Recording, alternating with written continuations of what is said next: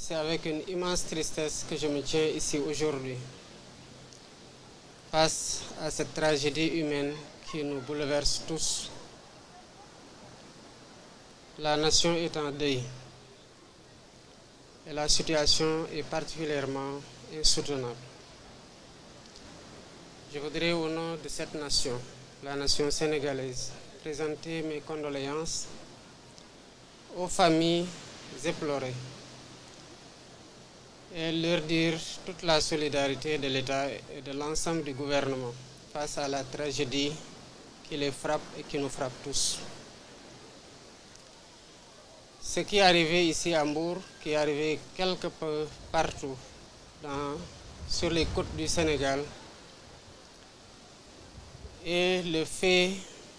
des filières de migration qui sont, il faut le dire, dans le trafic d'êtres humains,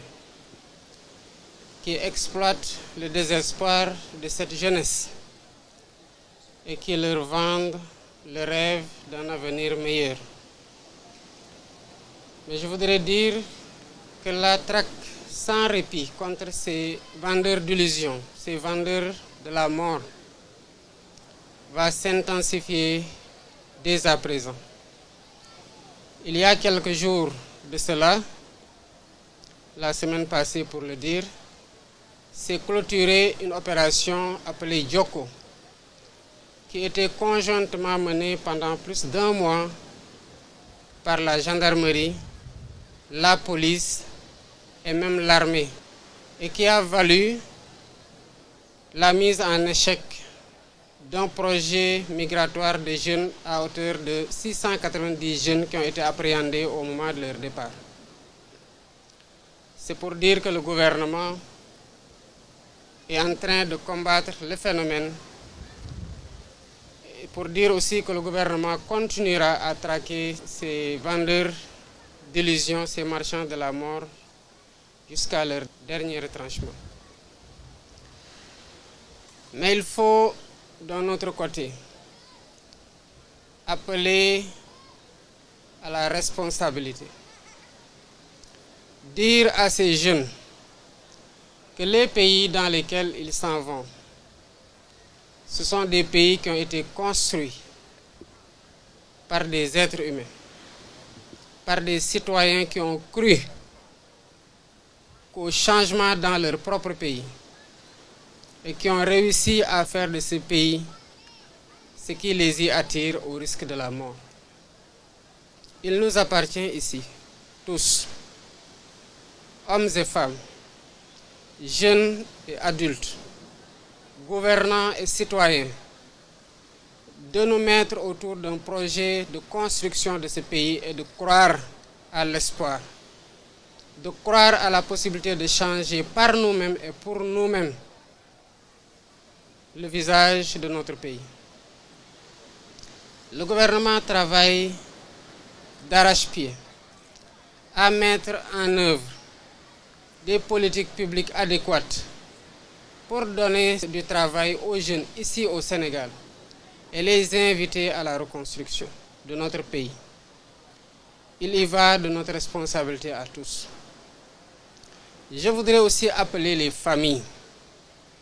à mettre moins de pression à ces jeunes. La pression positive se comprend de la part des parents sur les moins jeunes et sur les jeunes. Mais la pression ne doit pas aller au-delà de la motivation à travailler, à se serrer la ceinture et à y croire et à avoir de l'endurance dans les difficultés, mais ici au Sénégal. Elle ne doit pas aboutir à faire prendre le risque suicidaire d'emprunter les vagues. Il n'y a que la mort qui s'offre comme alternative quand on prend un voyage aussi périlleux. Le gouvernement continuera à mettre tout en œuvre pour dérouler les politiques qui permettent aux jeunes de travailler. Mais encore faudrait-il que l'ensemble de ces jeunes comprennent qu'il n'y a pas de sot métier. Les métiers que beaucoup d'entre eux exercent ici sont les mêmes qu'ils cherchent à exercer ailleurs ou même des métiers moins valorisés. S'il ne s'agissait que de jeunes qui n'ont pas de travail, encore on pourrait dire que c'est le chômage et c'est l'envie de se réaliser. On comprend leur désarroi. Mais il y en a qui ont du travail et qui veulent malgré tout arrêter de travailler et qui prennent les vagues. Cela ne peut être une option. Je voudrais aussi appeler à la solidarité des populations. Dans les prochains jours, le gouvernement mettra en place un numéro vert. Parce qu'il ne peut pas y avoir de départ dans les conditions où les gens empruntent la mer sans qu'il n'y en ait qui en sachent quelque chose. Mais ils ne doivent pas se taire parce que quand ils se taisent, c'est des centaines de jeunes qui perdent la vie. Et c'est ces jeunes-là qui doivent reconstruire le pays. C'est ces jeunes-là qui constituent l'espoir. Donc, les forces de l'ordre font un travail remarquable. Mais il faut que les populations, quand ce numéro vert-là sera mis en place incessamment, qu'ils se mettent à dénoncer les filières de migration et à dénoncer tous ceux qui sont en train de convoyer des jeunes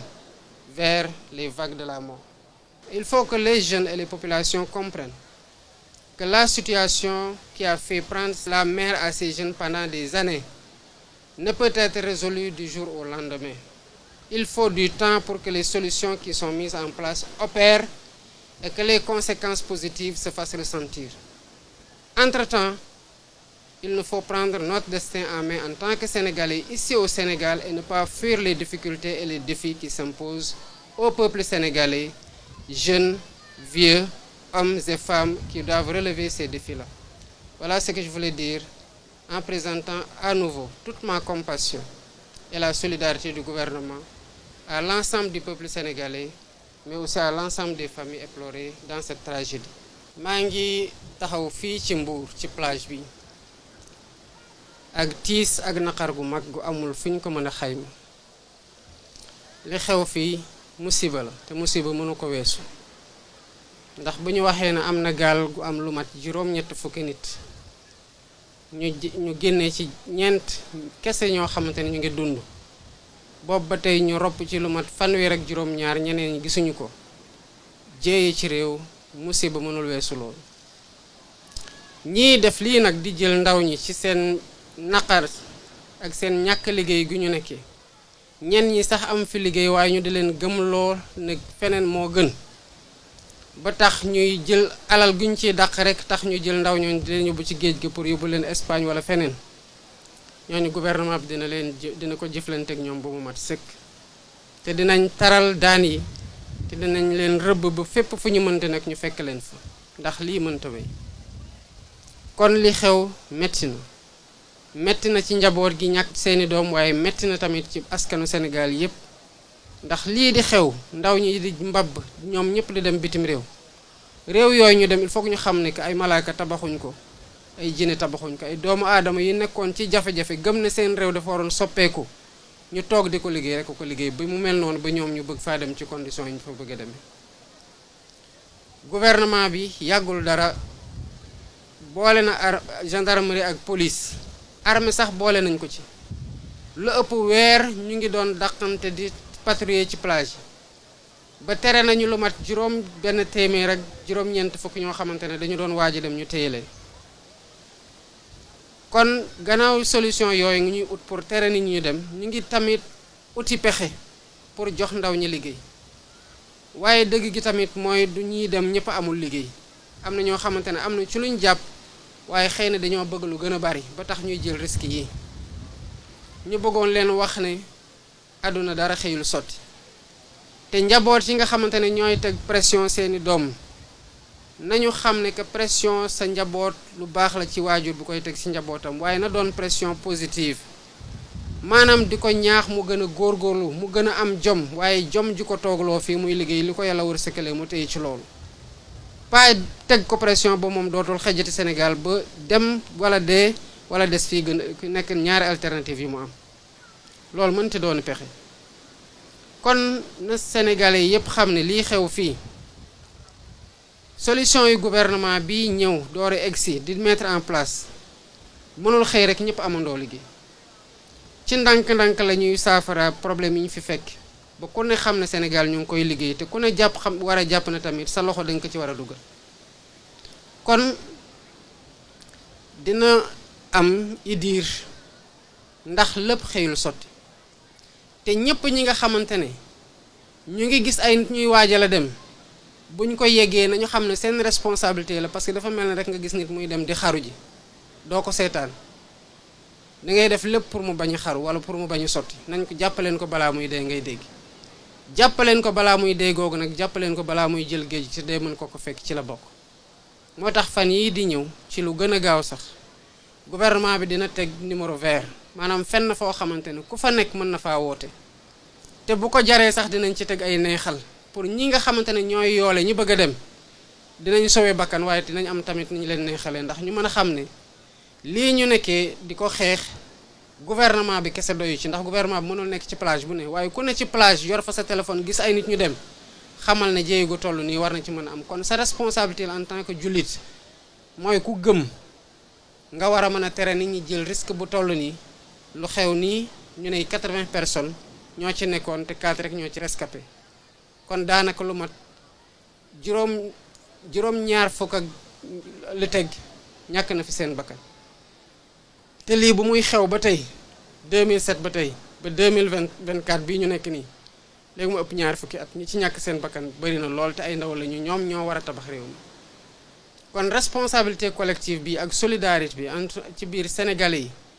na ko ñëpp na ku ne jàpp na responsabilité boobu nu mu gàlloo ci loosu gouvernement bi noonu la gàlloo ci sa loos te nga jouer sa partition. loolu mooy tax en attendant que solution yi ñuy mettre en œuvre maanaam pexe yi ñuy nas wane résultat yi ñuy xaar ku ci ne nekk un sentinelle par rapport ak migration yi di xew. kon lii moo nekkoon li nga xamante ne bëgg naa ko fi jukki ci ay kaddu